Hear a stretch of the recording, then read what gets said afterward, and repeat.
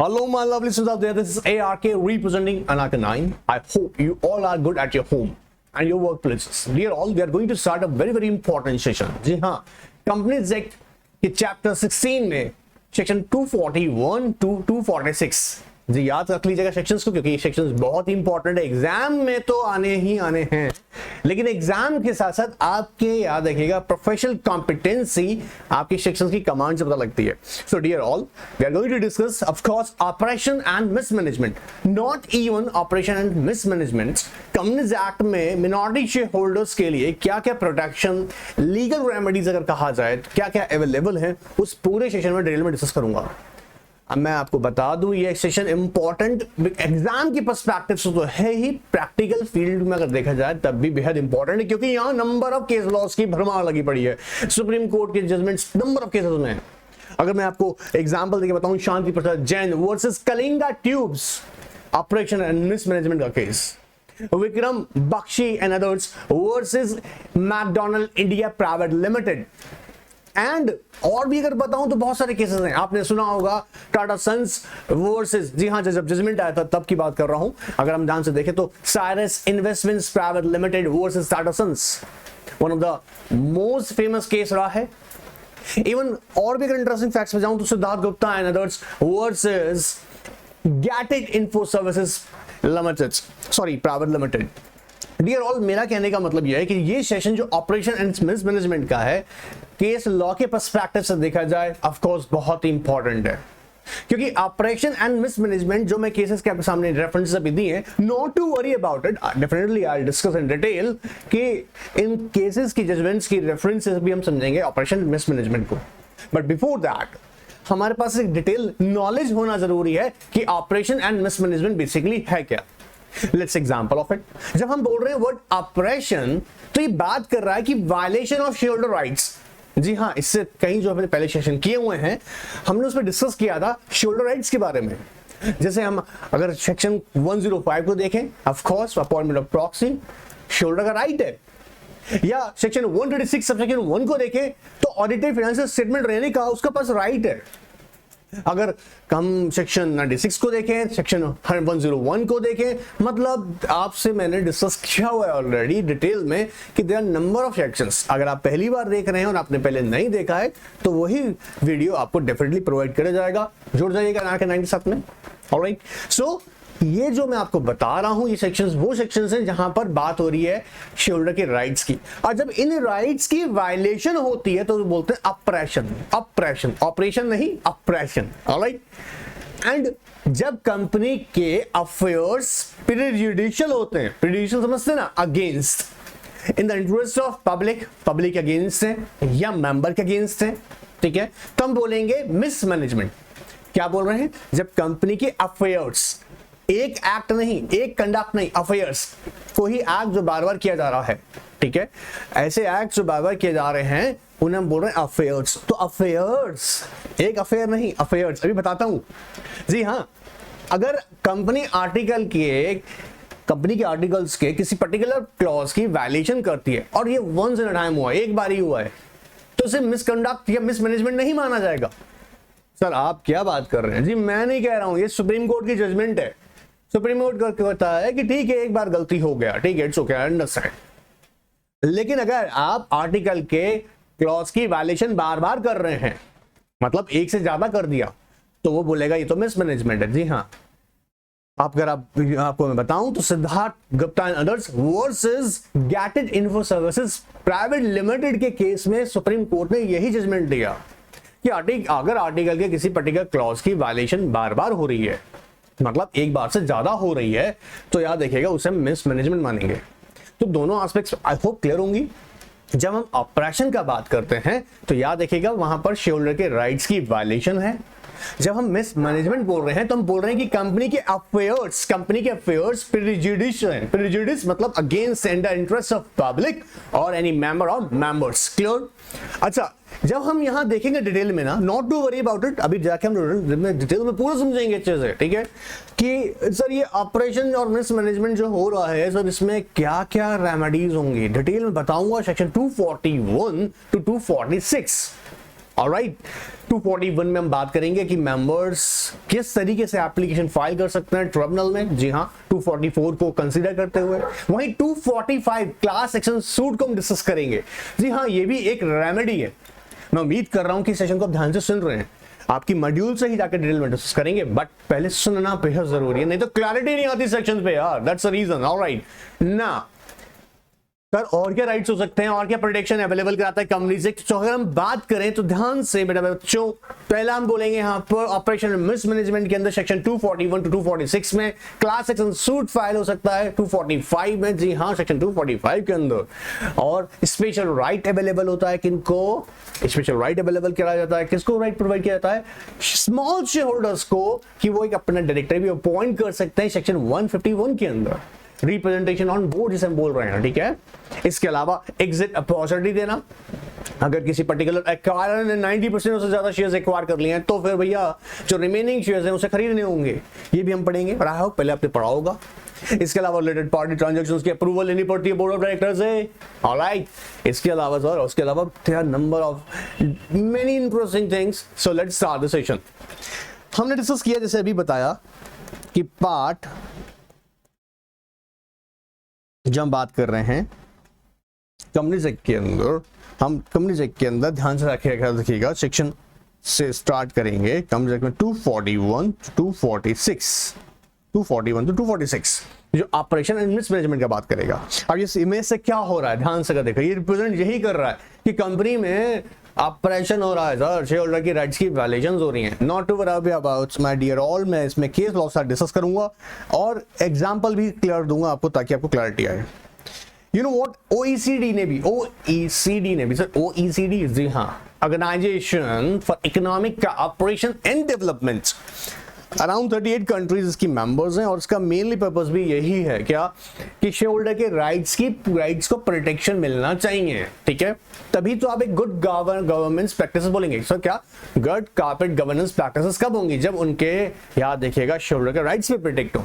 और good corporate governance practices के लिए याद देखिएगा, यहाँ पर उसने डिफरेंट अपने चैप्टर्स बताएं, जो कि हमारे लेटर ऑन सेशंस के अंदर डिस्कस कवर करूंगा मैं। बट यहाँ हम लोग प्राइम फोकस हमारा रहेगा किसके ऊपर, कंपनीज एक्ट के अंदर। I am telling you dear all, ये कहीं ना कहीं बेहद ही इंपॉर्टेंट रहने वाला सेशन, बिकॉज एग्जाम के लिए बेहद इंपॉर्टेंट है। इसको समझेंगे तब हम केस लॉ के रेफरेंसेस में भी जाएंगे डिटेल में समझने के लिए। Alright, so let's start with it. Company Section 13 provides for some measures to protect the interests of minority shareholders which are discussed below. Operation and mismanagement, जैसे मैंने बताया, ऑपरेशन का मतलब यहाँ पर है violation of shareholder rights, mismanagement का मतलब है कंपनी के अफेयर्स प्रेजुडिस हैं, ठीक है। Part 16 of Constitution of Section 246 to 241 to 246, part 16 याद देखिएगा, एग्जाम में कोड करेंगे, ड्राफ्टिंग आपका बहुत ही इंप्रेसिव रहेगा, तो याद रखा करें, ठीक है। Part 16 section 241 to 246 of companies act deals with prevention of oppression and mismanagement. When a shareholder rights are violated, it can be termed as operation. Operation occurs when the majority shareholders misuse their rights and take the company business as their personal property, resulting into the loss of minority shareholders. जी हाँ, majority याद रखिएगा, हम जब check करेंगे तो majority की बात यहाँ हो रही है कि जब शेयर होल्डर जो कंपनी को कंट्रोल कर सकते हैं, मतलब कंपनी की ऑपरेशनल एस्पेक्ट्स को, स्ट्रेटेजिकल एस्पेक्ट्स को बाय मेकिंग डिसीजंस कंट्रोल कर सकते हैं। और जब यही मेजॉरिटी, देखिए एक ध्यान सुनेगा, रूल तो यही कहता है, रूल तो यही है कि majority prevails, such majority prevails, but majority prevails का मतलब यहां पर ये नहीं है कि वो, याद देखिएगा, मिनॉरिटी के राइट्स को ही वायलेट कर दें या कंपनी की एसेट्स को अपनी पर्सनल एसेट्स मान के ट्रीट करें। फॉर एग्जांपल, कंपनी ए बनाया और कंपनी बी बनाया। अब कंपनी बी जो है वो मेजॉरिटी शेयर होल्डर्स की है, ऑलराइट, और कंपनी ए में भी उनका इन्वेस्टमेंट है। अब वो क्या करते हैं, मेजॉरिटी शेयर होल्डर्स ज्यादातर कॉन्ट्रैक्ट्स कंपनी ए बी को प्रोवाइड करते हैं, उसको अप्रूव करते हैं, उसके साथ कॉन्ट्रैक्ट करते हैं, और जो कि बेटर अच्छी अपॉर्चुनिटीज की तरह से नहीं है, कंपनी के लिए बहुत अच्छा नहीं है, वो अल्टीमेटली जो शेयर होल्डर्स हैं कंपनी ए के, उन पर इम्पैक्ट आता है। आई मीन लेटर ऑन मैं और भी एग्जांपल समझाऊंगा, अभी सिर्फ एक सिचुएशन क्रिएट कर रहा हूं आपके सामने। ऑलराइट, तो जब ही मेजॉरिटी अपने राइट्स का मिसयूज करेगी और अल्टीमेटली उसका इंपैक्ट किस पे होगा, मिनॉरिटी शेयर होल्डर्स पे, तो हम बोल रहे हैं कहां पर, ऑपरेशन, उनके राइट्स की वायलेशन हो रही है। बहुत सारे एग्जांपल्स हैं, जैसे फॉर एग्जांपल मेमोरेंडम के में अगर मान लीजिएगा पर्टिकुलरली क्लॉज प्रोवाइड किया गया है प्रोसीजर का, कि मान लीजिएगा क्योंकि कंपनी की पावर मेमोरेंडम में डिफाइन है और प्रोसीजर बताया गया आर्टिकल्स के अंदर कैसे उसको पावर को एक्सरसाइज करेंगे। बट अगर मान लीजिएगा मेजॉरिटी वो प्रोसीजर फॉलो नहीं करती है जिसमें मैक्सिमम पार्टिसिपेशन हो सकती है शेयर होल्डर्स की, वो नहीं चाहते कि वो पार्टिसिपेट करें, ठीक है, इन दैट केस अगेन आप क्या कर रहे हैं, शेयर होल्डर की राइट्स की वायलेशन।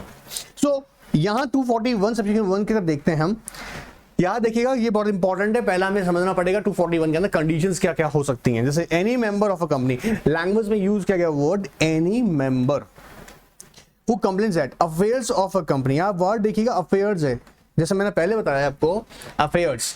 जी हाँ, Siddharth Gupta and others versus gated info services private limited में यहां पर सुप्रीम कोर्ट ने क्लियर किया कि वंस इन अ टाइम अगर एक बार आपने कर दिया मिस्टेक आर्टिकल्स का, ठीक है, एक्सेप्टेबल है, कोई गलती नहीं है। बार बार कर रहे हैं मतलब अफेयर्स, क्या हो रहा है, अफेयर्स, तो वो वहां पर हम बोलेंगे ऑपरेशन या फिर mismanagement. Affairs of the company have been or are being conducted in a manner prejudicial to public interest, या तो पब्लिक इंटरेस्ट में नहीं है। सर कैसे, मतलब मान लीजिएगा इन्वायरमेंटल लॉ की कंप्लायंसेस करनी है लेकिन कंपनी इन्वायरमेंटल लॉस की कंप्लायंसेस नहीं कर रही है, तो उसका इंपैक्ट क्या जा रहा है, अल्टीमेटली सोसाइटी पे, पब्लिक पे जा रहा है। फॉर एग्जांपल आपको बोला गया पॉल्यूशन कंट्रोल के लिए इक्विपमेंट्स आप अपनी फैक्ट्री में इंस्टॉल कीजिएगा, लेकिन अब वो फैक्ट्री में इंस्टॉल नहीं करते हैं, ठीक है, या जिस स्टैंडर्ड्स पे करना स्टैंडर्ड्स पे नहीं करते हैं, और याद देखिएगा उससे जो भी एमिशन हो रही है, पोल्यूशन जो एमिट हो रहा है, वो अल्टीमेटली आसपास के एरिया को इंपैक्ट कर रहा है। तो या तो कंपनी के क्या करें, अफेयर्स ऐसे हैं जो प्रेजुडिशियल पब्लिक इंटरेस्ट में है, ठीक है, एंड क्या हो सकता है, क्या और क्या हो सकता है, प्रेजुडिशियल और ऑपरेसिव टू एनी मेंबर और मेंबर्स, या किसी पर्टिकुलर मेंबर या मेंबर को इम्पैक्ट कर रहे हैं। सर ये कैसे हो सकता है, अभी हमने एग्जांपल लिया कि आर्टिकल्स में प्रोविजंस बताया गया है कि आर्टिकल्स में किस तरीके से आप अपनी पावर को एक्सरसाइज करेंगे, कंपनी अपनी पावर एक्सरसाइज करेगी, मेथड, बट उस तरीके से अगर फॉलो नहीं कर रहा है then again alright, and prejudicial interest of the company, या हो सकता है कंपनी के इंटरेस्ट में ही नहीं हो, ऐसे कॉन्ट्रैक्ट्स को अप्रूव किया जा रहा है जो कॉन्ट्रैक्ट्स कंपनी के फेवर में नहीं है, कंपनी की कॉस्ट पे किया जा रहा है, ठीक है। अभी मैं कह रहा हूं सब एग्जांपल्स के साथ में प्रैक्टिकल केस में जाऊंगा, पहले हम इसकी सिर्फ बेसलाइन को क्लियर कर लेना, राइट। सो 241 सेक्शन 1 ने पहली बात बोला affairs of the company have been, अगर आप ध्यान से देखें लैंग्वेज में हैव बीन और आर बीइंग हो रहा है, भैया पास्ट एक्ट में मत चले जाना, हमारा पास एक्ट में नहीं आना है। तो कहता है पब्लिक इंटरेस्ट, या तो पब्लिक इंटरेस्ट में नहीं अगेंस्ट है, या फिर मेंबर या मेंबर्स अगेंस्ट है, या कंपनी अगेंस्ट है। और आई कहता है material changes has taken place. अब देखिए मटेरियल चेंजेस किससे इंपैक्ट कर रहा हूं, मेंबर को कर रहा हूं। अगर कोई मटेरियल चेंजेस इसका इंपैक्ट याद रखिएगा क्रेडिटर्स पे है, क्लास शेयर होल्डर्स पर है, या डिबेंचर होल्डर्स पे है, तो वो सेक्शन 241 के अंदर कवर नहीं है। ये बहुत बड़ी कंफ्यूजन बच्चों को है, क्लियर हो जाइएगा, 241 में नहीं है, उसके लिए 245 सेक्शन को एक्सरसाइज करना होगा, ऑलराइट। क्लास एक्शन सूट के अंदर जाएंगे हम। यहां कहता है material change not being a change brought by और in the interest of any creditor including debenture holders और by any class of share holders of the company. बोला इनकी नहीं बात कर रहा हूं, मटेरियल चेंज किसकी बात कर रहा है, has taken place in the management और control of company whether an alteration in the board of director और मैनेजर। मेजॉरिटी ने अपने ही डायरेक्टर को बैठा दिया। क्या सारस मिस्त्री केस में आपने ये ऑब्जर्व नहीं किया था? उस केस लॉ पे भी जाऊंगा, अगर आपने पढ़ा हुआ है तो आप इमीडिएटली समझ गए होंगे बात को। या in the ownership of the company shares if it has no share capital in the its membership, या मेंबरशिप में चेंज आए, डायरेक्टर्स या मैनेजमेंट में चेंज किया गया अल्टरेशन करके, या मेंबरशिप के अंदर चेंज किया गया है, या in any manner whatsoever the reason that by reason of such change it is likely that if affairs of the company will be conducted in a manner prejudicial to interests or company के या फिर its member के या any class of members may to apply to tribunal provided such member has a right to apply under section 244 for the order under chapter section 244 sir, of course section 241 read where 244 sir 244 क्यों कह रहे हैं 244 इसलिए बता रहे हैं क्योंकि हम यहाँ डिस्कस करेंगे मैनर, कितना लोग करेगा, कैसे करेगा, वो सारी आसपास हम लोग 244 के अंदर डिस्कस करेंगे, ठीक है। कैसे एप्लीकेशन फाइल करेंगे, कितना लोग होना चाहिए, क्लियर, जैसे हम लोग अभी एग्जांपल में जाएंगे कि जब ये मेंबर लोग एप्लीकेशन फाइल करेगा तो सर 100 जाऊंगा अभी डिटेल में। ऑलराइट, मैं यहाँ इसलिए रुक रहा हूँ क्योंकि उम्मीद करता हूँ एग्जीक्यूटिव में आपने पढ़ा हुआ है तो मेरी बात समझ रहे होंगे, लेकिन पहले ये क्लैरिटी बहुत जरूरी है, ठीक है। और एग्जीक्यूटिव का स्टूडेंट देख रहा है तो वो भी इसको एंजॉय कर सकता है, ऐसा नहीं है कि सिर्फ प्रोफेशनल स्टूडेंट्स के लिए सेशन। तो हमने देखा अभी सेक्शन 241 के अंदर एक्चुअली बताया गया जो मेंबर्स या हम बोल रहे हैं यहाँ पर, अब देखो ध्यान सुनना, अब सर 241 की अगर वायलेशन है, मान लीजिएगा ऐसा होता है कि सर कोई भी अफेयर्स कंपनी के जो है वो मेंबर के अगेंस्ट हैं या कंपनी के अगेंस्ट हैं या पब्लिक अगेंस्ट हैं, तो सर एप्लीकेशन कौन फाइल कर सकता है? मेंबर्स कर सकते हैं, मेंबर और मेंबर्स कर सकते हैं, ठीक है। अब अगर पब्लिक इंटरेस्ट में नहीं है तो क्या मेंबर भाग के जा रहा है? नहीं, हम यहाँ बात कर रहे हैं स्पेसिफिकली सेंट्रल गवर्नमेंट, तो सेंट्रल गवर्नमेंट भी फाइल कर सकती है application before tribunal if there is a violation of if there is any act which is prejudice to the public interest। क्या हो रहा है? तो सेक्शन 241 के अंदर भी बात हम डिस्कस करते हैं। अब वहीं पर अगर वो मेंबर्स, क्या देखिए मेंबर की बगैर हम बात यहाँ पे कर रहे हैं सेंट्रल गवर्नमेंट, अगर कोई एक्ट जो कि अगेंस्ट है पब्लिक इंटरेस्ट के, प्रिजुडिस का मतलब वापस बता दूं अगेंस्ट है, in that case central government भी फाइल कर सकती है एप्लीकेशन बिफोर ट्रिब्यूनल। वो कहते हैं if your opinion that affairs of the company are being conducted in a manner prejudicial to public interest, it may itself apply to tribunal for an order under this chapter। Under which chapter? Chapter number 16। Alright, chapter number 16, हम section 241 के अंदर बात कर रहे हैं। Central government क्या करेगा? देखो सेंट्रल गवर्नमेंट क्या करेगा, ध्यान से देखना बेटा। एनी पर्सन, कौन कौन सी मैटर हो सकते हैं? Any person concern in conduct and management, हाथ हाईलाइट करना मेरे बच्चों, conduct and management of affairs of a company is or has been in connection with therewith guilty of fraud, misfeasance, persistent negligence। persistent मतलब continuous, लगातार गलती कर रहा है, negligence है, negligence once it is accepted यार, लेकिन अगर persistence है, बार बार कर रहे हो तब, alright, default in carrying out his obligation of functions under the law or breach of trust। अगर ये फैक्टर्स सेंट्रल गवर्नमेंट की नॉलेज में आते हैं, क्या कि कोई पर्सन जो कि देखो कह रहा है person, any person concern, concern का मतलब जिसके उस ऑर्गेनाइजेशन के अंदर, उस कंपनी के अंदर ड्यूटी या ऑब्लिगेशन या रिस्पॉन्सिबिलिटी कास्ट की गई है, वही इंसान क्या कर रहा है? Conduct and management of the affairs of the company is और has been in a connection therewith guilty of fraud, misfeasance, persistence, negligence। Alright, ये हम बोल रहे हैं last one is before in carrying out his obligations, अपने obligations पूरा नहीं कर रहा है उसके against the business of the company is not or have not been conducted and managed by such persons in accordance with sound business principles and prudent commercial practices। sound business principles अभी आप example देके बता रहे थे आपको कि भाई आप फेयर प्रैक्टिसेस कीजिएगा, ठीक है, फेयर प्रैक्टिसेस कीजिएगा, मेलाफाइड प्रैक्टिसेस मत कीजिएगा। सर ये फेयर और मेलाफाइड के एग्जांपल से क्लियर कीजिएगा, समझेगा इस चीज को। जब हम बोल रहे हैं साउंड बिजनेस प्रिंसिपल, देखिए यहाँ पे वर्ड आ रहा है sound business principles. Sound business principles का मतलब यहाँ पे क्या है? कंपनी के फंड्स को आप यूटिलाइज करते हैं, ठीक है, सो केयरफुली एक प्रॉपर डी डिलिजेंस के साथ करना चाहिए, ठीक है। एक यहाँ पर किसी भी आप एक्टिविटी में बिजनेस के देखिए कंपनी का पैसा इन्वेस्ट करते हैं और अल्टीमेटली वो जो बिजनेस एक्टिविटीज हैं वो उसके लिए कैजुअल डिसीजन लिए जा रहे हैं, ठीक है, एक प्रॉपर डी डिलिजेंस नहीं करके लिया जा रहा है, तो कहीं ना कहीं उस हमके बोलेंगे कि there is a no sound business principles. किसी का नुकसान हो रहा है, हो जाने दो, पब्लिक में इंपैक्ट पड़ रहा है, पड़ने दो, हाँ, अडल्ट्रेशन करके, या आपको पता है कि कोई पर्टिकुलर केमिकल, मान लीजिए कोई प्रोडक्ट बना रही कंपनी है, उसमें केमिकल का एक स्टैंडर्ड डिसाइड किया गया है, वो एक्सेसिव कर रहे हैं, ऑलराइट, पता है एक्सपायरी डेट इसका 3 मंथ्स का है, बट उसमें एग्जाम में एक्सपायरी डेट को मेंशन कर रहे हैं, मतलब 3 महीने में एक्सपायरी हो जाएगा, बट एक्सपायरी डेट इसमें गलत मेंशन किया जा रहा है। And a company is or has been conducted and managed by such person in a manner which is likely to cause or has caused serious injury, damage to interest of the trade, industry, businesses। अभी इसी का example हम समझ रहे थे। आपको पता है कि जो प्रोडक्ट आप कैरी, मतलब जो भी कंपनी मैन्युफैक्चरिंग यूनिट मान लीजिए कैरी कर रहा है, अब वो पता है डेंजरस सब्सटेंसेस हैं, और उसके लिए आपको बताया गया कि आपको स्पेसिफिकली कुछ रूल्स फॉलो करने होंगे, प्रोटेक्शंस के लिए सेफ्टी मेजरमेंट्स को आपको कैरी करना पड़ेगा, बट जानते हुए भी वो नेग्लिजेंस है, आप कर नहीं रहे हैं। Alright, Yeah, business of a company is or has been conducted and managed by such person with intent to defraud creditor, member, any other person। अब देखो यहाँ पे 4 पॉइंट्स मैं कैसे याद करूंगा, इतना सारा कुछ नहीं है, देखो ध्यान से करना।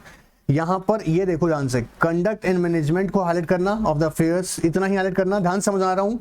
Guilty of fraud, misfeasance, patience, negligence and in carrying out its obligations. पहला पॉइंट यहीं पे सिर्फ फोकस करके पढ़ो।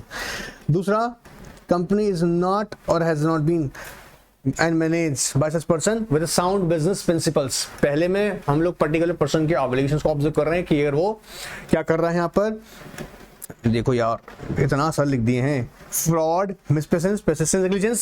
सेकंड में हम देख रहे हैं not carrying business with sound business principles. ठीक है, थर्ड में हम देखो यहाँ पे क्या देख रहे हैं, conduct and manage the business persons. किसे? सीरियस इंजरी हो सकता है किसी को, damage to interest of the trade, industry और business. Alright, and third one में अगर देखें तो यहाँ पे company has been conducted and managed by such person with intent to defraud. Fourth one में क्या हो रहा है, defraud creditor, member and other person. अब सेंट्रल गवर्नमेंट क्या करेगा, ध्यान से देखो, सेंट्रल गवर्नमेंट में initiate a case against such person and refer the same to the tribunal with request that the tribunal may inquire into the case and record a decision as to whether or not such person is a fit and proper person to hold the office of the director or any other office connected therewith, conduct and management of the company। मतलब sir उस particular person के against company central government application file करेगा tribunal में और कहेगा कि tribunal ये जो है ना ये person fit and proper person नहीं है। ऑलराइट, फिर ट्रिब्यूनल डिसाइड करेगा कि उसको रिमूव करना है, टर्मिनेट करना है या रिप्लेस करना है। ठीक है, पेनल्टी इंपोज करना है, then tribunal will decide it later on. So as I said before, you know what, ऐसे कई सारे केसेस भी हैं, मैं आपको बताऊंगा जहां पर यूनियन ऑफ इंडिया ने आपको केसेस फाइल किए हैं इन पब्लिक इंटरेस्ट।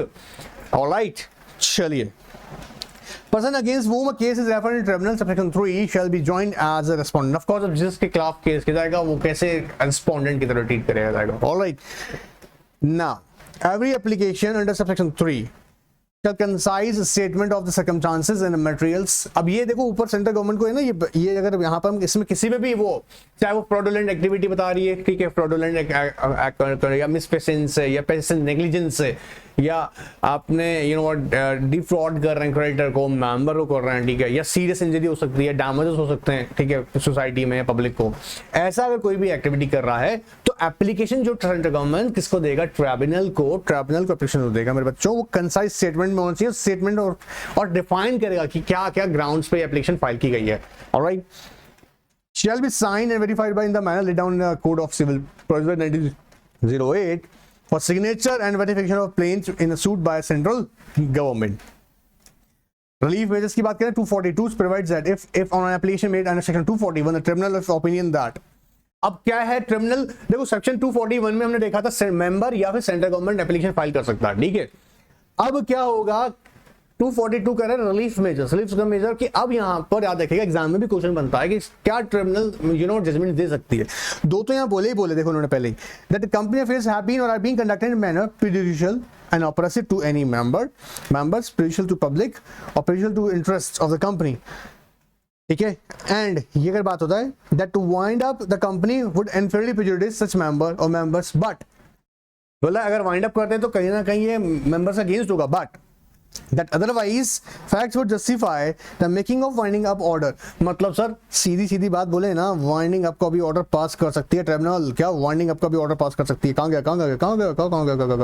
गया वाइंडिंग अप का भी ऑर्डर पास कर सकती है ट्रिब्यूनल। और वाइंडिंग अप का ऑर्डर तो सो है उसकी पावर में है।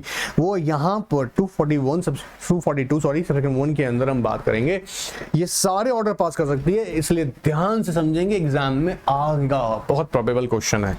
ठीक है, क्या क्या ऑर्डर पास करते देखो, without prejudice to generality of the power under subsection 1 an order under that subsection may provide for regulation and conduct of the affairs. Regulate कर सकती है conduct of affairs of the company in future. Regulate the conduct of affairs मतलब company जो होगी ना, अब वो NCLT को याद रखिएगा, एनसीएलटी पर्टिकुलर पर्सन अपॉइंट करेगा, फिर वो पर्सन को रिपोर्टिंग करना पड़ेगा और एक ड्यूरेशन के लिए कर सकती है, फॉर से 6 मंथ्स के लिए, 1 ईयर के लिए, 2 ईयर के लिए, कि ट्रिब्यूनल कहेगा कि ठीक है इस कंपनी को ये पर्टिकुलर जो हम पैनल बना रहे हैं इसको कंपनी को रिपोर्टिंग करना पड़ेगा सारा, ठीक है, कंपनी की एक्टिविटी कर रहा है वो टाइम उसे चेक करेगा और फिर उसकी डिटेल्स, उसकी रिपोर्टिंग क्या रखेगा, कंपनी की एक्टिविटी रिपोर्टिंग्स ट्रिब्यूनल में सबमिट की जाएंगे, ट्रिब्यूनल से कंसीडर करेगा। तो रेगुलेट कर सकता है ट्रिब्यूनल, ऑर्डर पास करता है, regulate the conduct of affairs of the company in future. Purchase कर सकता है shares of interest, of course share और इंटरेस्ट ऑफ एनी मेंबर, कि बोलेगा मेंबर तुम परचेज करो या कंपनी तुम परचेज करो, दोनों ऑर्डर हो सकते हैं। परचेज ऑफ शेयर्स और interest of any members by other members या फिर by the you know what company and a force consider direction of its capital. मतलब सर पहला जल्दी से करते हैं, रेगुलेट कर सकता है कंपनी के अफेयर्स को, फ्यूचर अफेयर्स को, ठीक है। दूसरा क्या बोल रहे हैं, अगर हम बात करेंगे तो कंपनी के मेंबर का या उसका इंटरेस्ट को परचेस करने के लिए ऑर्डर देगा कंपनी को कि भैया ठीक है। एंड अल्टीमेटली क्या होगा, रिडक्शन ऑफ शेयर कैपिटल। इधर हो सकता है कि बोलेगा मेंबर लोग तुमको परचेस करना है, ठीक है। रिस्क कर सकता है ट्रांसफर और allotment of shares of the company. याद रखना एक इंपॉर्टेंट बात बोल दूं मेरे बच्चों, ये आपको फिर कह रहा हूं, उसके पास पावर, टर्मिनल के पास फंड है, पावर है कि वो वाइंड अप ऑर्डर भी पास कर सकती है। बट ये जो पावर्स हैं ये भी पावर है कि वो भी ये ऑर्डर पास कर सकती है। एग्जाम में से बोल रहा हूँ, एग्जाम में पर्सपेक्टिव क्वेश्चन है ये, ठीक है, पर्सपेक्टिव है, exam perspective question. So terminate, setting aside or modification any agreement however arrived at between the company and its managing director, manager, terms and conditions may in opinion of the terminal just an equitable the circumstances of the case. Sir मतलब जो भी MD के साथ में, director के साथ में, यहाँ देखिएगा यहाँ पर होल्डम डायरेक्टर्स हैं, मैनेजर्स, उनके साथ कॉन्ट्रैक्ट किया हुआ है, एग्रीमेंट्स किए हुए हैं, उसको टर्मिनेट कर सकती है, सेट असाइड कर सकती है, या उसमें टर्म एंड कंडीशंस प्रोवाइड कर सकती है कि हाँ जी ऐसे टर्म कंडीशंस के अंदर इंसर्ट की जाएंगी। क्लियर एकदम। तो हमने कभी सिंपल सा समझा, पहला रेगुलेट कर सकता है कंपनी का conduct of affairs in future, ठीक है। ऑलराइट, सेकंड हमने क्या देखा, रेगुलेट करना कंपनी के अफेयर्स को। ऑलराइट, सेकंड में परचेज करने का ऑर्डर दे सकती है बाय द कंपनी और बाय मेंबर हो सकता है, ठीक है। इसके अलावा क्या कर सकती है, याद देखिएगा, रिस्ट्रिक्शन इंपोज कर सकती है ट्रांसफर ऑन शेयर्स के अंदर, ट्रांसफर अलॉटमेंट दोनों पे ऑफ कोर्स। इसके अलावा ये मेरे बच्चों टर्मिनेट कर सकती है, सेट असाइड कर सकती है, टर्म एंड कंडीशन प्रोवाइड कर सकती है regarding the agreements between the company and it's managing director, manager और डब्ल्यूटीडी या अदर डायरेक्टर्स भी कर सकते हैं। Now termination, setting aside, modification any agreement between the company and any other person. अब देखो एनी अदर पर्सन का मतलब यहाँ पे क्या कर रहा है, मान लीजिएगा कोई सेल परचेज का एग्रीमेंट हुआ था, ठीक है, किसी और पार्टी के साथ में हुआ था, कोई कंपनी का सप्लायर तो साथ में किया था और वो गड़बड़ करके किया गया, तो उस एग्रीमेंट को भी टर्मिनेट कर सकती है। अच्छा, लेकिन जब किसी आउटसाइडर के साथ में कंपनी ने कोई एग्रीमेंट किया, अब मान लीजिए अगर वो पर्सन तो गिल्टी है ही नहीं, वो तो गुड फेथ में कॉन्ट्रैक्ट किया है, तो यहां पर याद देखिएगा इंपॉर्टेंट लाइन प्रोवाइड किया गया है, provide that no such agreement shall be terminated, set aside, modified except after due notice and after obtaining the consent of the party concern. मतलब भी अगर मान लीजिएगा मिस्टर ए जो आउटसाइडर सप्लायर है उसको नहीं पता था कि कंपनी के अंदर क्या घपला मचा हुआ था, अब यहां पर क्या हुआ कि उसका राइट खत्म कर देंगे, नहीं, ठीक है, उसको नोटिस दिया जाएगा कि गड़बड़ हुआ है, ठीक है, उसके बाद में देखिए उसके पार्टी की कंसर्न ली जाएगी, ठीक है, उसको भी टर्मिनेट कर सकते हैं। जहां पे लैंग्वेज देखिए टर्मिनेशन तक वर्ड खड़ा हुआ है, और हो सकता है उसमें कुछ मॉडिफिकेशन भी किया जाए, देखो यहाँ पर दोनों ही है, एग्जिस्टिंग कॉन्ट्रैक्ट के अंदर भी चेंज किया जा सकता है, या सेट असाइड भी कर सकती है। Alright, now setting aside any transfer, delivery of goods, payment, execution, other act relating to the property made or done by or against the company, but कब, कुछ 3 months का पीरियड में, 3 months का period मतलब एप्लीकेशन फाइल किया है ना, देखो यहाँ पे within 3 months before the date of application under this section। अब ऐसा भी कह रहे हैं कि ऐसा नहीं कि तुम बहुत टाइम बाद आ रहे हो, अगर एप्लीकेशन लगाने से 3 months पहले का केस में एप्लीकेशन आज आपने लगाया उससे 3 महीना पहले जस्ट क्या हुआ है, कोई ट्रांसफर या डिलीवरी हुई है गुड्स की, payments, execution related to property, तो उसको भी याद रखिएगा यहाँ पर क्या कर सकती है, सेट असाइड कर सकती है terminal. Removal of managing director, manager of, वो सीधे सी बात है, रिमूव कर सकती है, अब उनकी जगह किसी और को रिप्लेस करके किसी और को नया अपॉइंट कर सकती है। Recovery of undue gains made by the managing director, manager, director during the period of his appointment, a manner of utilisation of such recovery, transfer to investor education protection fund. Of course undue gains अगर managing director, manager किसी और director ने अगर लिए हैं तो उनसे recover करना, प्लस उसको कैसे यूटिलाइज किया जाएगा वो भी बात बताएगा। एंड एमडी एंड मैनेजर कैसे अब अपॉइंट किए जाएंगे, किस मेथड से किए जाएंगे, किस तरीके से किए जाएंगे वो बताएगी। देखो may be appointed subsequent to the order removing the existing, और ऑफ कोर्स एमडी या मैनेजर को रिमूव करने के बाद में सब्सिक्वेंट किससे अपॉइंट होगा उसका ऑर्डर पास करेगी। Appointment system of director of course tribunal खुद भी कर सकती है, अभी बताए थे हम आपको। And imposition of cost deemed fair by the tribunal, another matter in the opinion of the tribunal just unequitable। मतलब देखो मेरे बच्चों ध्यान से कर देखो, ये सब के सब ऑर्डर अगर हम ध्यान से देखें कौन कौन से, आप इसमें से अगर एटलीस्ट 6-7 भी याद करके समझ लेते हैं बहुत अच्छी बात है, बट आई सजेस्ट कि आप पूरे ही याद करें और समझे, ठीक है। तो ये ऑर्डर्स हमने बात किया क्या क्या हो सकता है, रेगुलेट करते हैं कंपनी के अफेयर्स को, परचेज का ऑर्डर दे सकते हैं कंपनी को या मेंबर को, तुम परचेज करो, क्या कर सकते हैं उसके अलावा सेट असाइड कर सकता है कॉन्ट्रैक्ट्स को, रिस्क कर सकता है ट्रांसफर अलॉटमेंट ऑफ शेयर्स को, और कॉन्ट्रैक्ट सेट असाइड एमडी के साथ में कर सकता है, सेट असाइड कर सकता है, टर्मिनेट कर सकता है, मॉडिफाई कर सकता है, एमडी के साथ का कॉन्ट्रैक्ट है, डायरेक्टर साथ में है, मैनेजर साथ में है, या किसी और कॉन्ट्रैक्ट, किसी और पार्टी के साथ में कॉन्ट्रैक्ट है, या कोई भी प्रॉपर्टी से रिलेटेड ट्रांजैक्शंस हुई हैं, उन कॉन्ट्रैक्ट्स को डिसाइड कर सकता है, इसमें पेमेंट है, एग्जीक्यूशंस है, ठीक है। नए डायरेक्टर्स की अपॉइंटमेंट कर सकती है, एग्जिस्टिंग डायरेक्टर्स को रिमूव कर सकती है, सब्सिक्वेंट डायरेक्टर्स कैसे अपॉइंट होंगे उसके बारे में यहाँ प्रोविजन प्रोवाइड कर सकती है, और राइट इंपोज कर सकती है cost. Now class action suit अगर देखा जाए बेटा बच्चों बड़ा ही इंपॉर्टेंट है, इंटरेस्टिंग। आप जानते होंगे जब same cause of action arise होता है, same cause of action arise हो जाता है, तो याद रखिएगा ट्रिब्यूनल कहता है सुनिए आप एक ही एप्लीकेशन फाइल कर दीजिएगा, क्योंकि यहाँ पर जो न्यूमेरियस एग्रीव्ड एप्लीकेंट्स हैं, देखिए एग्रीव्ड पर्संस हैं, मतलब यहाँ पे मेंबर्स हैं, एग्रीव्ड हैं, और उनका कॉज सबका सेम है, तो ट्रिब्यूनल कहता है भैया एक ही एप्लीकेशन मिलेंगे और वो जजमेंट सब पे ही एप्लीकेबल हो जाएगा, ठीक है। इवन एक इंटरेस्टिंग फैक्ट बताता हूं, सेम कॉज ऑफ एक्शन पे 2 डिफरेंट क्लास एक्शन सूट्स नहीं चला सकते हैं। मान लीजिएगा एक ग्रुप है उसका भी सेम कॉज ऑफ एक्शन है, उससे भी एक अपना क्लास एक्शन सूट फाइल किया हुआ है, ग्रुप बी उसका भी सेम कॉज ऑफ एक्शन है रिलेटेड टू सेम पार्टी, ठीक है, पार्टी भी सेम है जिससे उनको रिकवरी करनी है, ऑफ कोर्स क्लियर, याद रखिएगा क्लास एक्शन सूट की बात कर रहे हैं। तो बी जो ग्रुप है उसका भी सेम है, तो वो याद रखिए सेपरेट क्लास एक्शन सूट नहीं चलाएंगे, ग्रुप बी भी की एप्लीकेशन भी ग्रुप ए के साथ ही मर्ज कर दी जाएगी, ऑलराइट। क्लास एक्शन सूट की अगर बात करते हैं, इंटरेस्टिंग है क्योंकि आपने सुना भी होगा सत्यम का केस के अंदर, सत्यम इंडिया में यूएस के जो याद देखिएगा इन्वेस्टर्स थे वो तो अपनी रिकवरी कर पाए बिकॉज स्ट्रॉन्ग लॉ था, याद देखिए यूएस के अंदर क्लास एक्शन सूट को लेके, बट इंडिया में नहीं था। लेटर ऑन इंडियन ने याद रखिएगा लगा गवर्नमेंट को मिनिस्ट्रीज को कंसीडर करने के बाद में एक ऐसा सेक्शन प्रोवाइड किया 245 जो कि स्पेसिफिकली क्लास एक्शन सूट्स की बात करता है, जहां पर इंडियन इन्वेस्टर्स भी अपने याद देखिएगा इश्यूज जो हैं उनके अगेंस्ट द कंपनी उसको फाइल कर सकते हैं। अच्छा, अब इसकी कुछ छोटी छोटी बातें हैं हम ध्यान समझते हैं। देखो कहता है American deposit of Satyam were able to receive $125 million in settlement because of the strong framework of class action in US, while Indian investors lost all their money. Hence, the Companies Act 2013 provides Section 245 has introduced a new concept of class action suits. This section gives additional rights to nominate minorities, in case of operation mismanagement. अब यहाँ पे अगर ध्यान से देखें, मैं सिर्फ read करा रहा हूँ फटाफट सबको। A class action is a legal proceedings in which shareholders bring suit as a group against company and its directors or officers.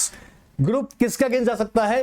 Company, इसके डायरेक्टर्स हैं या फिर ऑफिसर्स, एंड जजमेंट और settlement receive from the suit cover all the shareholders equally.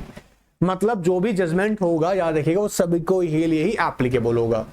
Class clear हो रहा है? Class action suit जैसे कि अगर कंपनी ए लिमिटेड है तो इनसे जो भी सेम कॉज ऑफ एक्शन जिनके होंगे वो क्या कर सकते हैं, एक साथ मिलकर इसके against class action suit file कर सकते हैं, और जो भी जजमेंट याद रखिएगा एनसीएलटी या कोई भी यहाँ पर पर्टिकुलर अथॉरिटी जो जजमेंट देगी वो सब पर एप्लीकेबल होगा। क्लियर एकदम? अब यहाँ पर 245 क्या कह रहा है, ध्यान से देखो। Such number of member or members, depositor, depositors, or any class of them are indicated in the subsection 2 if they are opinion that the management or conduct of affairs of the company are being conducted. अब 245 पे तुम ध्यान से देखना, management पे focus हो रहा है क्वेश्चन में, मैनेजमेंट पे, यहाँ पे मैनेजमेंट की बात कर रहा है। अगर ऑपरेशन होता तो हम 241 में जाते, ठीक है, in a manner peculiar to the interest of the company, its members or depositors। अब यहाँ 245 ने कवर सबको किया, ब्रॉडली मेंबर्स को भी कवर किया गया, याद रखिएगा पब्लिक को भी बात कर रहा है साथ साथ में, और क्या बोल रहा है, डिपॉजिटर तुम भी कवर हो। देखो क्या कर सकते हैं, एप्लीकेशन फाइल कर सकते हैं। असर कितना लोग करेगा याद रखिएगा, अभी बताऊंगा with amendment rule 84 of NCLT rule 16 के अंदर कि कितना नंबर को यहाँ पे अमेंडमेंट करके बताएगा कि मिनिमम कितना मेंबर या डिपॉजिटर होना चाहिए जो फाइल कर सकता है। बट एप्लीकेशन जब हम फाइल करेंगे तो किन किन रिलीफ्स के लिए, ये भी एक इंपॉर्टेंट क्वेश्चन है एग्जाम के लिए, किन किन रिलीफ्स के लिए हम कर सकते हैं। देखो ये लोग application before the tribunal on behalf of the members of depositor for seeking all और any of the following orders. क्या क्या रिक्वेस्ट कर सकते हैं? रिस्ट्रेन करना, कंपनी को रोक लीजिएगा, कंपनी को रोकिए किस काम से, for committing any act which is ultra vires. Highlight करना मेरे बच्चों, अल्ट्रा वायरस एक्ट से कोई, या फिर committing breach of any provision of the companies memorandum और articles, breach of any provision, या तो कोई अल्ट्रा वायरस एक्ट करने से। अल्ट्रा वायरस मेरे बच्चे जानते होंगे बियॉन्ड द कंपनी पावर अगर एक्ट हो रहा है तब उसको रोकने के लिए, या आप पर्टिकुलर प्रोविजन की वायलेशन कर रहे हैं। एक तो बियॉन्ड द पावर है और एक सबसिस्टिंग प्रोविजन है जो प्रोवाइडेड है बट उसको अपने फॉलो नहीं कर रहे हैं, तो breach of provision of memorandum articles. या आप कह रहे हैं declare resolution altering the memorandum and articles, ऐसा रेजोल्यूशन जो क्या कर रहे हैं हम उसको डिक्लेयर कर रहे हैं, क्या वॉइड डिक्लेयर किया जाए, वॉइड डिक्लेयर किया जाए। जैसे मान लीजिएगा मिनिमम मेजोरिटी की रिक्वायरमेंट थी अल्टरेशन के लिए, एसआर रिक्वायर्ड था, but SR without fulfilling the requirement of SR special resolution वो क्या कर रहे हैं, अल्टर कर रहे हैं, तो सर बोला वो भी अलाउड नहीं है, उसके लिए रोकने का ऑर्डर पास करवा सकते हैं। रेस्ट्रेन द कंपनी और it's director company and it's director from acting such resolution. अब ये मान लीजिएगा अप्रूव कर दिया मेमोरेंडम, यू नो व्हाट, आपने अल्टर कर दिया without taking the requisite majority, ठीक है, और डायरेक्टर कंपनी उस पर एक्ट परफॉर्म करने वाली है, तो उसको रोकने के लिए इंजंक्शन ग्रांट कराते हैं, injunction to restrain the company from doing such act which is contrary to provision of the act, या contrary के act के according है, law के according है। restrain company from taking action contrary to any resolution passed by the company by members and claim damages, compensation or demand for suitable action against।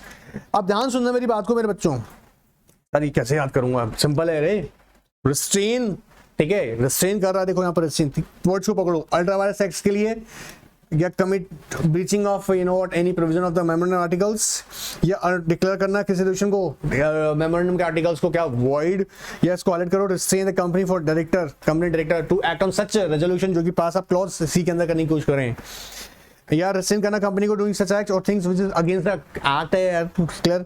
सुनो मेरी बात को ध्यान से बेटा, ये लाइंस से ज्यादा इंपॉर्टेंट क्या है, ध्यान सुनो।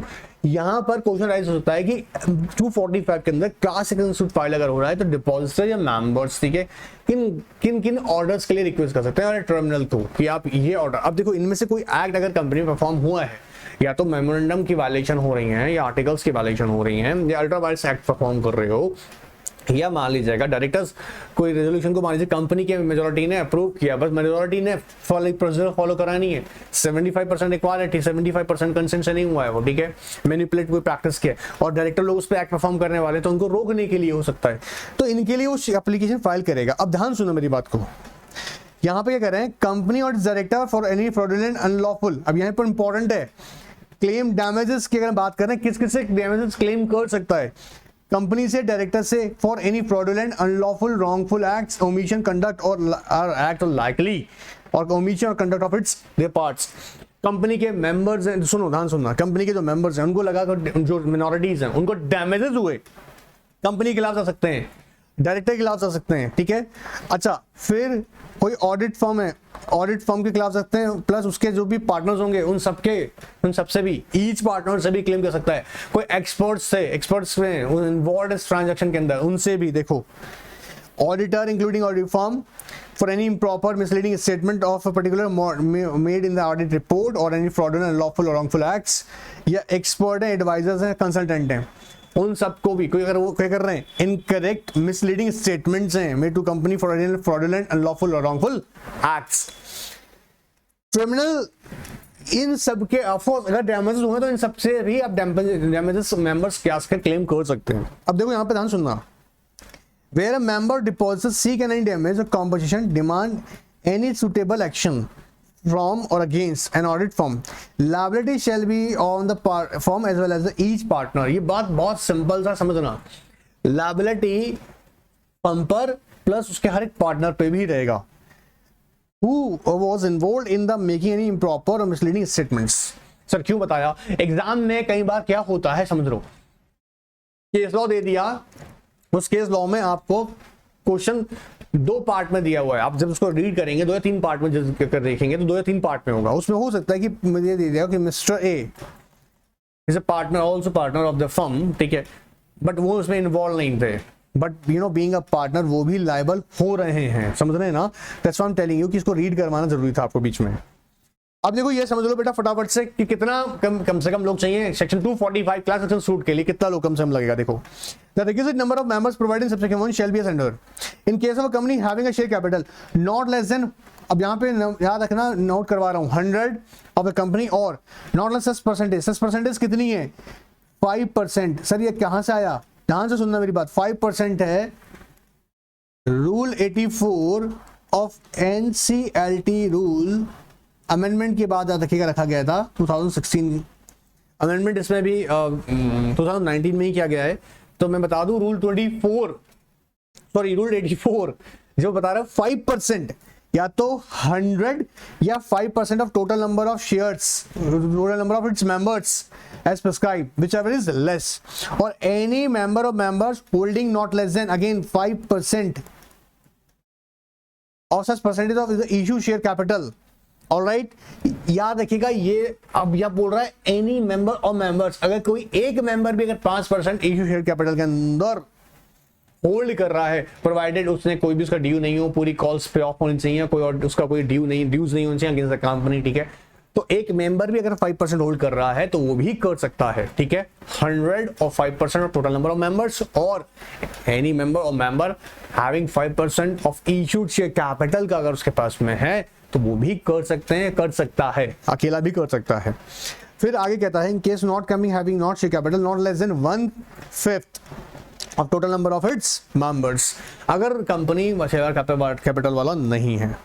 वहीं अगर देखें request number of depositor in subsection 1 shall not be less than the 100, again यहाँ बोला है कम से कम 100, and such number of percentage की बात करें 5%, ठीक है, whichever is less or any depositor or depositor to whom such number owes। अब देखो यहाँ पे अगेन समझना 5%, अगर कोई एक अकेला भी है तब वो भी 5% तक है, याद रखिएगा 5% इजीली याद हो गया होगा। अब मैं आपको बताऊं एक इंटरेस्टिंग फैक्ट, ट्रिब्यूनल है ना, ट्रिब्यूनल के पास पावर है कि वो कंसीडर कर सकते हैं। देखो समझो, यहाँ यही बात बोल रहे हैं, देखो ट्रिब्यूनल को लगता है कि अगर मान लीजिएगा ये जो कंडीशंस ऊपर हमने बात करी हैं ये फुलफिल नहीं हो पा रही है, ट्रिब्यूनल की डिस्क्रिप्शन वो चाहे तो इसमें से वे ऑफ ही कर सकते कंडीशन। देखो section 245 hopefully in genuine cases of the operation minority shareholder will be empowered and will be able to come together to institute suits to protect their rights and will be able to claim damages as well as from the company, director, auditor, expert and advisor. An individual shareholder, ध्यान से सुनना, may find it difficult to file a suit against the company even if if he does so may not be able to enforce his right but may have a much better chance when filing a combined suit with similarly agreed shareholders. अकेले shareholder के लिए हो सकता है difficulty, तो यहां पर आप ध्यान से देख रहे हैं ना, दोनों ही प्रोविजंस प्रोवाइड किए हुए हैं। अगर हम टोटल नंबर ऑफ मेंबर्स की तरफ से पॉइंट से देखें तो मेंबर्स के पर्सपेक्टिव से 100 और 5% of total number of members which is less. दूसरा कह रहा है any member of members 5% holding 5% of issued share capital, बात पकड़ में आ रहा है। तो यहां पर एक मेंबर भी अगर है तो वो भी, और यहां पर क्लास एक्शन सूट का बेनिफिट वो ये ले सकते हैं, याद रखिएगा, मिलकर भी ज्वाइन करके भी दूसरे को भी कर सकते हैं। रूल 84 ऑफ एनसीएलटी याद रखिएगा। स्पेशल राइट्स की बात करते हैं, the will of the majority peoples, of course we know that very well, the decision of the majority shareholders in a company binds the minority, they may misuse their power to exploit the rights of the minority. Company Act 113, some special power to small shareholder to prevent exploitation of their rights. अब वो power क्या है? Power है representation on board, section 151 की वो उनके पास power है, first they can appoint their small shareholder director. Section 151 क्या कहता है? लिस्टेड कंपनी में have one director elected by such small shareholders is prescribed rule number 7। क्या कहता है? स्मॉल शेयरहोल्डर का मतलब बेटा जिसका नॉमिनल वैल्यू में कितना 20,000 से ज्यादा का अमाउंट इन्वेस्टमेंट नहीं है, means a shareholder holding a shares of nominal value of not more than 20,000 rupees or such sum as may be prescribed, which means a shareholder holding shares of nominal value of not more than 20,000 rupees। अब क्या कह रहे हैं rule 7, सब rule 1 क्या कहता है? देखो सिंपल सी बात है, listed company may upon notice not less than 1,000 small shareholders or 1/10 of total number of shareholders, 1,000 small shareholder, देखो यहाँ पे ध्यान सुनना, not less than 1,000 small shareholders, या कहता है 1/10 total number of shareholders, 1/10 of total number of shareholders, total number of shareholders बोल रहे हैं, ठीक है, whichever is lower, have a small shareholder director elected by small shareholders। अब ये भी तो मिनॉरिटी का राइट्स को प्रोटेक्ट करने वाला मेथड हुआ ना, क्लियर एकदम। स्पेशल राइट्स की मैं बात करी, रिप्रेजेंटेटिव बोर्ड का बात किया, ई वोटिंग भी कॉन्सेप्ट इसीलिए इंट्रोड्यूस किया गया, याद रखिएगा, जिन कंपनीज के अंदर या देखिए मोर देन 1,000 शेयर होल्डर्स हैं वहां पर ई वोटिंग प्रोवाइड किया जाए। ई वोटिंग का मतलब maximum participation in the business, of course in the business of the general meeting, वो पार्टिसिपेट कर सकें, तो यहां पर ई वोटिंग प्रोसेस किया गया। बट यहां रखिएगा कंपनी लॉ ने यहां पे एक प्रोविजन प्रोवाइड किया कि हाँ जिन कंपनीज में मोर देन 1,000 शेयर होल्डर्स हैं वहां कंपनी के लिए मैंडेटरी हो जाएगा क्या, ई वोटिंग फैसिलिटी प्रोवाइड करना, ई वोटिंग फैसिलिटी प्रोवाइड करना। Voting by electronic means a facility given to the member of a company with more than 1,000 shareholders to cast their votes on the resolution through electronic mode even when they can not be physically present for meeting and without spending too much time for, of course इससे benefit है ना उनको, पता लगा कि बहुत distance पे जाना है यार, मीटिंग कौन अटेंड करता है, इसकी वजह से पार्टिसिपेशन नहीं करते, बट ई वोटिंग के थ्रू वो लोग पार्टिसिपेट कर सकता है। एग्जिस्ट राइट ऑफ कोर्स, अगर 90% या उससे ज्यादा होल्ड किया हुआ है तो एग्जिस्ट रिमेनिंग शेयर होल्डर्स का शेयर परचेस करो। ये लॉ बाउंड करता, देखो in the event of an acquirer or person acting in concert with the acquirer becoming a registered holder of 90% or more of the issued capital of the company, issued equity share capital of the company, or in the event of any person, group of persons becoming a 90% of majority or holding 90% of issued equity share capital of a company by virtue of amalgamation, share exchange, conversion of securities, हाँ बताएंगे आगे भी। याद देखिएगा IBC वाला class attend करना मत भूलिएगा, वहां पर डिटेल में बताने वाला हूँ कॉर्पोरेट स्ट्रेटजीज के बारे में, जहां बताऊंगा डिटेल में और अच्छे से कन्वर्जन ऑफ सिक्योरिटीज के बारे में। या for any other reason such acquirer or person or group of persons shall notify the company of their intention to buy such remaining equity shares, खरीदना पड़ेगा रे। तो यहां पर भी मिनॉरिटी का राइट प्रोटेक्ट कर रहा है, क्लियर है, मैंडेटरी बना दिया कि अगर एक्वायरर या along with acting person acting concert 90% hold कर रहा है तो उससे याद रखिएगा आपको क्या करना पड़ेगा, रिमेनिंग का भी शेयर्स एक्वायर करिएगा। रिलेटेड पार्टी ट्रांजैक्शन की अगर बात करूं मैं, आप लोग जानते होंगे जब हम इस कॉन्सेप्ट को देखते हैं तो बोलता है जी नहीं, विदाउट बोर्ड अप्रूवल, याद रखिएगा क्या नहीं होगा, ये कुछ ट्रांजैक्शन है जो अप्रूव नहीं किए जाएंगे। जैसे आपको याद होगा हमने पहले भी किया था, सेक्शन 188 सेक्शन 1 कहता है except with the consent of board of directors given by the resolution at a meeting not company shall enter into contract और arrangement with the related party. याद रखिएगा इस सेक्शन का मैं अलग से एक डिटेल आपको वीडियो प्रोवाइड करने वाला हूं, इसके ऊपर हम डिटेल में बात करेंगे क्योंकि एक सेक्शन बहुत इंपॉर्टेंट है रिलेटेड पार्टी ट्रांजैक्शन। अभी एग्जाम के पर्सपेक्टिव से अगर बोलूं दिसंबर टाइम के लिए कई सारे अमेंडमेंट्स भी याद रखिएगा इसमें कैरी करने हैं हमको, जो कि बहुत इंपॉर्टेंट है। तो यहाँ तो सिर्फ इस चैप्टर के पर्सपेक्टिव से मैं भी यहाँ से आपको समझा रहा हूँ, डिटेल इसकी वीडियो अलग से रेडी हो रही है। कहता है अगर सेल है, परचेज है, सप्लाई ऑफ गुड्स है, सेलिंग और otherwise disposing of buying of property है, लीजिंग ऑफ प्रॉपर्टी है, अवेल और रेंडरिंग ऑफ एनी सर्विसेज है, appointment of agent for purchase और सेल ऑफ गुड्स है, या कहीं पर भी आप रिलेटेड पार्टी अपॉइंटमेंट कर रहे हैं ऑफिस जो भी प्लेस ऑफ प्रॉफिट है, मतलब सारे ट्रांजेक्शन मेरे बच्चे अभी मैं डिटेल में डिस्कस करूंगा। एग्जीक्यूटिव पहले जो पढ़ चुके हैं उनको इजीली समझ में आ गया होगा। मेरा कहने का मतलब यह है कि यहाँ बता रहे हैं कि ये वो ट्रांजेक्शन है जिनको याद रखिएगा क्या कह रहे हैं, विदाउट बोर्ड अप्रूवल आप अप्रूव नहीं कर सकते हैं। वहीं अगर मैंने अभी आपको बताया था एप्लीकेशन टू या of course tribunal for relief 244 subsection 1, जो हम लोग 241 में बात कर रहे थे, याद रखिए 241 में बात कर रहे थे, उसी के हम डिटेल में बात करेंगे किसके अंदर कि वो किस तरीके से, मतलब 241 में हमने बात किया था कि कोई भी अगर एक्ट ऑपरेसिव है या फिर मिसमैनेजमेंट की बात करें तो क्या मेंबर या सेंट्रल गवर्नमेंट फाइल कर सकता है। आज सर रिजल्ट हमने बताया था मेंबर्स कर सकते हैं, वही सेम याद रखिएगा यहाँ पे क्राइटेरिया रेफर किया हुआ है, वही सेम है अफेयर्स या तो फिर मेटल चेंजेस की बात कर रहा है। आई होप एक बार फटाक से आप रीड करें इसको। यहां देखिएगा इन case of company having a share capital not less then 100 members और नॉट लेस देन 1/10, कब कह रहे हैं, देखो ध्यान समझना मेरी बात को बेटा, मैं एक बात आपको क्लियर कर दूं, ध्यान सुनो। एप्लीकेशन जब हम 241 में दे रहे हैं, यही कंफ्यूजन होता है सबसे बड़ा, यही क्लियर कर रहे हैं इसलिए यहाँ पर एकदम क्लियर हो जाएगा। जब हम बोल रहे हैं कि हम 241 में एप्लीकेशन फाइल कर रहे हैं तो वो मेंबर या गवर्नमेंट कर रहा है, क्योंकि वो किसको इम्पैक्ट कर रहा है, या तो देखिए सीधी सी बात है पब्लिक इंटरेस्ट में नहीं है कोई एक्ट कंपनी का, या फिर क्या हो रहा है कंपनी का अफेयर्स मेंबर के अगेंस्ट है या कंपनी के अगेंस्ट है, ठीक है। वहां पर याद रखिएगा डिपॉजिटर्स को क्रेडिटर्स को इंक्लूड नहीं किया गया, क्लास एक्शन शोल्डर्स को कवर नहीं किया गया। उसके लिए आप क्या कर सकते हैं, क्लास एक्शन के लिए क्लास एक्शन सूट फाइल करेंगे ट्रांजेक्शन 245 में, ठीक है, डिपॉजिटर क्रेडिटर उसमें कवर कर रहा है। अब ध्यान समझ में आया। यहां जब हम बात करेंगे 241 की तो मैंने अभी बताया 241 रीड विद सेक्शन 244, क्लियर है। यहां बता रहे हैं कि वो रिलीफ के लिए भी एप्लीकेशन फाइल कर सकते हैं अंडर सेक्शन 244, क्लियर हो रहा है मेरे बच्चों को। तो ये पूरा कॉन्सेप्ट जो मैंने डिस्कस किया है ये हमने यहाँ बात करी है, अभी याद रखिएगा। और बहुत और भी इंटरेस्टिंग है क्योंकि अभी सिर्फ इस सेशन को यहीं कंप्लीट नहीं किया जा रहा है, इस सेशन से रिलेटेड कई सारे केस लॉ डिस्कस करेंगे, तब क्लैरिटी और अच्छे से आपको आएगा। अभी सिर्फ पर्सपेक्टिव यहाँ पर क्या था कि पहले कंपनीज एक्ट से रिलेटेड प्रोविजन आपके माइंड में आ जाए, जो केस लॉ के रेफरेंसेस मैंने यहाँ डिस्कस किए थे, जैसे जिनका मैंने नाम आपको अभी बताया, इनके बारे में हम लोग पूरा पोस्टमार्टम करेंगे। लेकिन मजा तभी आएगा ना जब आपको पता हो यार कि सेक्शंस एक्चुअली वर्क क्या कर रहा है, 241 क्या कह रहा है, 242 क्या कह रहा है, या 244 में हमने क्या पढ़ा, ठीक है। 245 क्या कह रहा है, क्लियर है।